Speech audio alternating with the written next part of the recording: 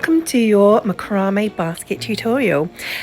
For this, all of the things that you are going to need are all listed in the description of this video.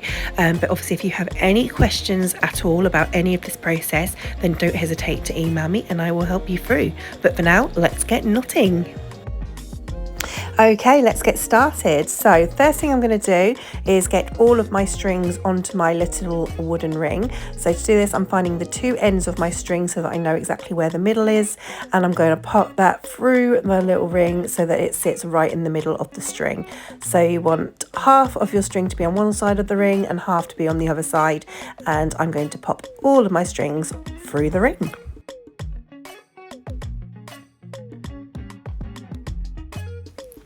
Now all of our strings are on our ring, we're going to do our first knot. So you're going to need your 80cm piece of string for this.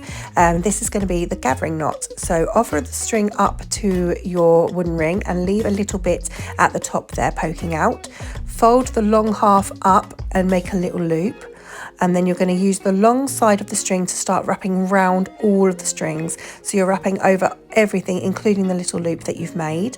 And you're going to keep wrapping round and down and keep going down, and make sure you pull it quite tight as well so that you get a nice tension there. Once you've reached the end of your string, we're going to put this end through the little loop that we've left there. So pull it through, and then you're going to use the top bit of string that we've left poking out, and you're going to pull that through. So this is going to pull the end of your string into the knot and make it nice and tight and secure. So give it a pull. You want to pull quite hard, but don't pull it all the way through. You want to be able to feel the knot about halfway up your gathering knot. And once you've done that, you can simply trim off the two ends of the string, and then that is your gathering knot complete, and it won't come undone. It's a really clever little knot for holding lots of strings together. It's a good finishing knot as well. So I'm just using my scissors there just to poke in the ends of the string just so that it looks nice and neat.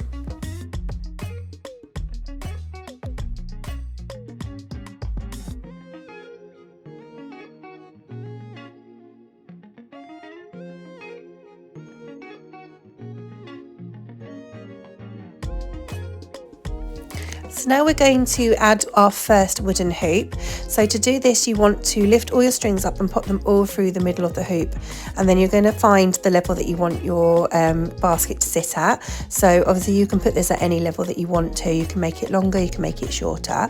And I'm taking my first string, and what I'm going to do is I'm going to wrap it from behind the hoop. I'm wrapping it over the top, and I'm going down to the left hand side, and I'm going to pull it all the way through. And then with the same string, I'm now going to wrap it over to the right hand side this time. And you'll see where there's a gap that's appeared, like a little loop at the front. You're going to pull it through that loop there that I've just shown you. We're going to pull the string through that, pull it all the way tight, and then that will be nice and secure. This is called a double half hitch knot. So I'm only doing one on this side for the time being, because what I'm going to do is I'm just going to spin the plant hanger around the other side so that I can do one on the other side, just so that it holds the hoop in place so it's easier for knotting. So again, we're going round and to the left first and pulling it all the way through. And then we're going to use the same string and go over to the right, like so, and then we're going to come out through the gap left by the string. So there's almost like a little D-shaped hole there for you to come out through again, and then you're going to pull it tight, and that'll be nice and secure. So we're going to knot these in groups of 4 strings, and you will find it easier if you go from left to right rather than knotting backwards. So I'm getting the next string now on the right, and I'm doing exactly the same knot over again. So I'm going round and over to the left and through, and then I'll go round to the right and through the gap. So as I said before, we're doing these in groups of 4, so you should end up with 6 groups of 4. And you want to make sure that when you're picking the next string to knot with, you want to try and make sure it's as next to the string that you've just used as possible, so that you don't have strings sort of crossing over at the top.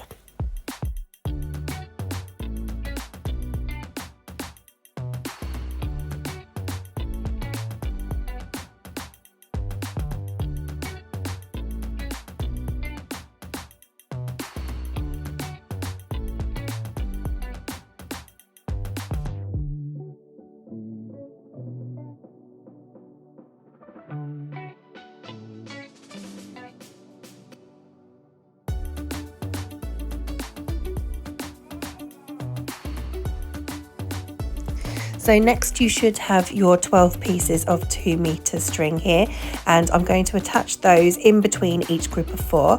So I've just found the 2 ends of my string, and then I've moved up to the middle part, and I'm putting that middle loop behind my wooden ring, and I'm going to fold the loop over the top, and then I'm going to pull the 2 ends through the loop. This is a reverse lark's head knot. So I'm pulling that nice and tight. There we go. And then I'm going to add another string next to that. So you've got 2 strings in the middle of the groups of 4, if that makes sense. So again, I'm finding my 2 ends there. I'm then going to find the middle loop there. I'm going to put that behind the wooden ring, fold the loop over the top, and bring the 2 ends all the way through and pull tight. So to clarify, it will go a group of 4, then a group of 2, group of 4, then a group of 2. So once you've got all your strings on, it's time to do some square knots. So you've got 4 strings altogether, numbered from left to right, 1 to 4, and we're going to use strings 1 and 4, strings 2 and 3 do not move. I've crossed over number 1 over 2 and 3, and I'm bringing number 4 over the top of number 1. And then I'm going to tuck number 4 round the back of 2 and 3, and I'm going to bring it out through the gap left between 1 and 2.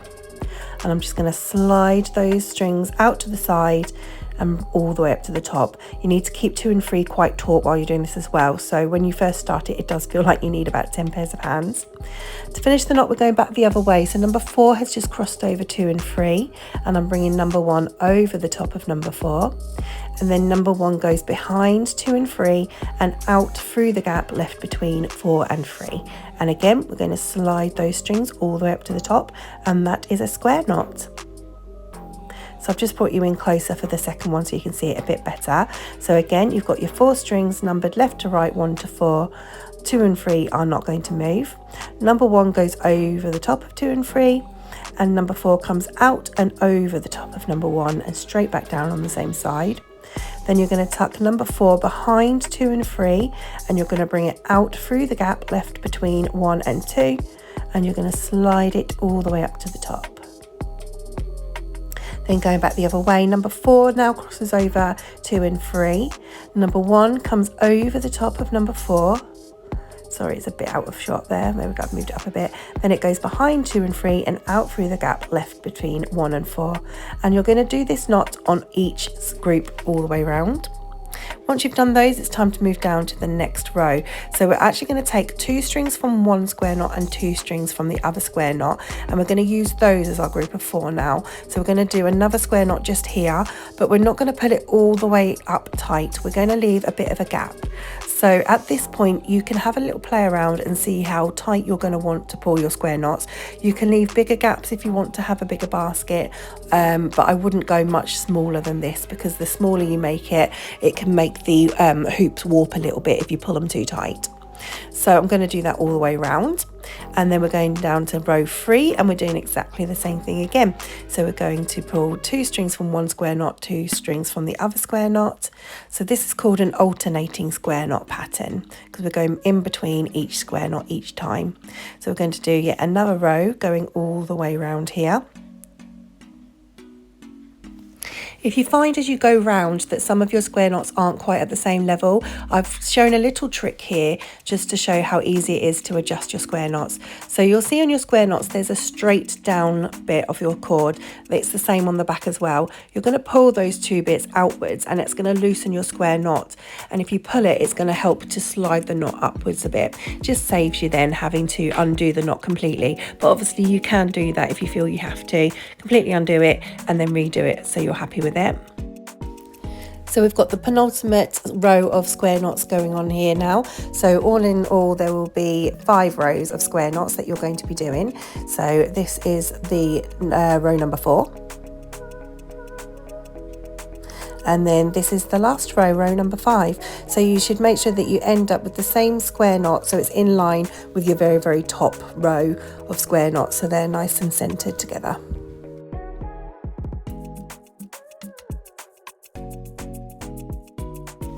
So all of our square knots are now complete. It's time to add our second wooden hoop.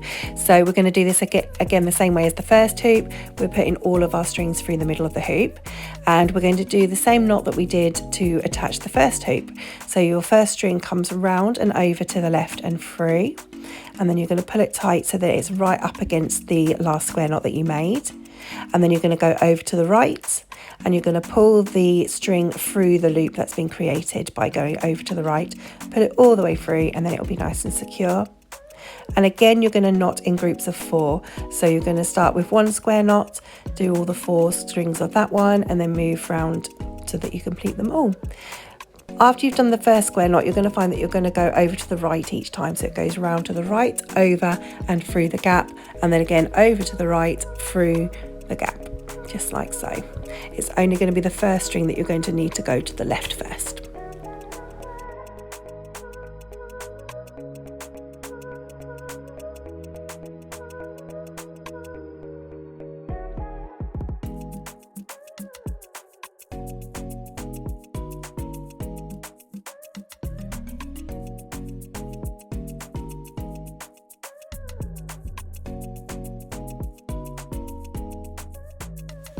Once you've done your first group of 4, I would then spin your basket round so that you do 4 on the other side, just so that then it will hold your hoop in place, so you don't have to feel like you're holding it up the whole time while you're knotting it. Just makes life a little bit easier for you.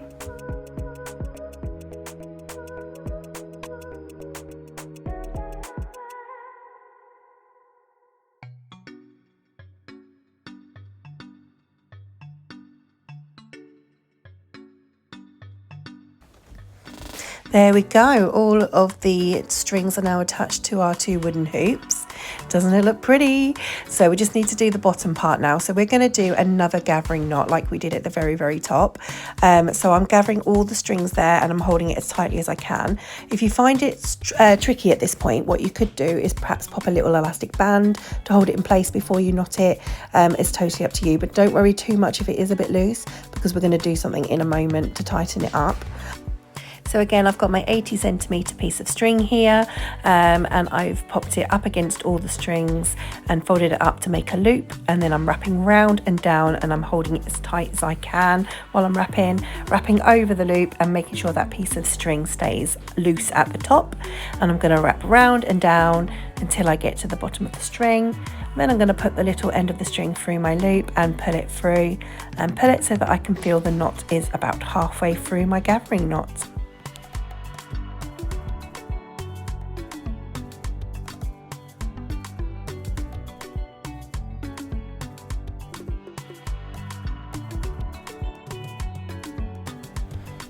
Then we're just going to trim the ends off, and that is your gathering knot done.